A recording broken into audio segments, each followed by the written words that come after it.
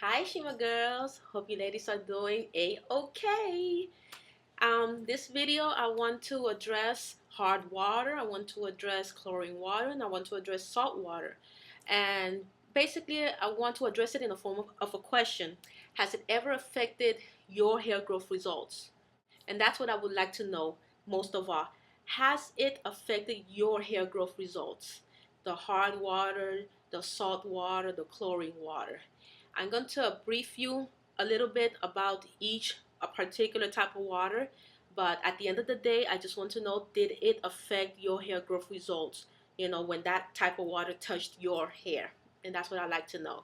So let's start with hard water first, because over 85% of the population in the US are bathing and drinking hard water. Okay, now while hot water is mostly okay for drinking, it can cause many problems for our hair, and that's why I want to address the hard water.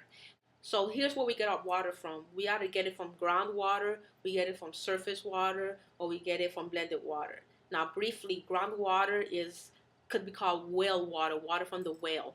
So basically it comes from the ground or from your own personal well if you have one. Surface water is water that comes from the treatment plant. This means that the water is either coming from either a river or a lake. Okay? Blended water, they say that you get the best and the worst of the groundwater and the surface water. So there you go. Now, what is hard water exactly? Well, hard water is basically determined by the level of calcium that is in the water, either found naturally from the ground or put into the water by the treatment plant, which helps control chlorine levels. Now, keep in mind, while calcium is the element that determines the hardness of the water, there are still many other elements in the water that can affect the texture and the volume and the shining control and the health of our hair. For example, iron, copper, magnesium, and silica, as well as lead. Okay, now the other type of water that totally affects the health of our hair to a certain degree, depending on how much gets into our hair and how often we have that type of water in our hair, is chlorine water. And that's a good topic to get into because I'm here in Collins Avenue and the pool is beckoning to me. Now, chlorine is a harsh oxidizer added to the pool water or drinking water that kills bacteria. Now, here are a couple of ways that chlorine affects our hair. For example, active chlorine in the hair can cause hair to feel very gummy when wet or very straw-like when it's dry. Chlorine can damage the cuticle and proteins of the hair. That's a big bad one right there. We don't want our natural proteins of our hair to be diminished. We need our protein. And as an oxidizer, the chlorine can cause the air and sun to oxidize hair and even worsen the conditions I just basically finished describing.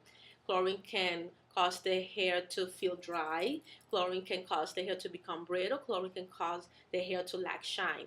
And this is all in due part because it's stripping us of our natural protein. So, we gotta be careful with too much chlorine in our hair. Now, salt water, the beach, get going into that salt water and, the surfing and the swimming at the beach where I'm at, Miami Beach. The ocean is also beckoning to me. Salt water and chlorine will have the same effect it has on our type of hair. Okay, it would basically damage and dry it out. Okay, and that definitely has happened. It's like the effect of rubbing soap into our hair, and then once the hair is dry, it is so dry and crunchy that it's just not a good look, and it's not healthy for our hair.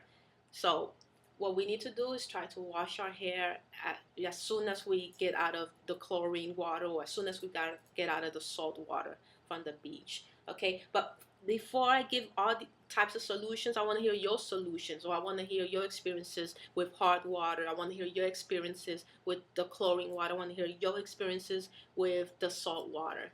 Has it affected your hair growth results? I say this because I've been washing my hair all my life with the natural tap water, and my hair has thrived. Okay, as you can see, it has thrived. It has grown to incredible lengths. But in certain areas, I've heard ladies complain that hard water is damaging to their hair, or it affects their hair negatively. And I want to hear your experiences, so we can all learn from that, because all of us haven't experienced that. And like myself, because like I said, my hair has thrived. Okay, so please post your experiences with the types of water that possibly affected your hair growth results. Okay, I am looking forward to your responses. Thank you very much for joining me again, and God bless.